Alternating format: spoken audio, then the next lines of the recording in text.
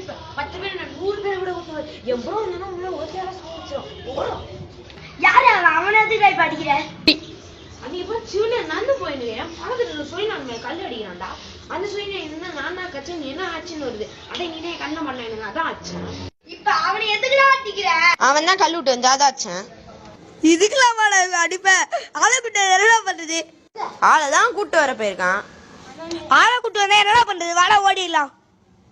நான் இன்ஸ்டாகிராம்ல போஸ்ட்லாம் போடுறேன் ஸ்டோரிலாம் போடுறேன் வடச்சனை பல்ல போட்டு பசங்களாம் பின்னாடி கத்தி எல்லாம் வச்சுட்டு வராங்க இவ்வளவு பெரிய ரைட்டு கண்ணு இதுக்கு போய் பயப்படுறியாடா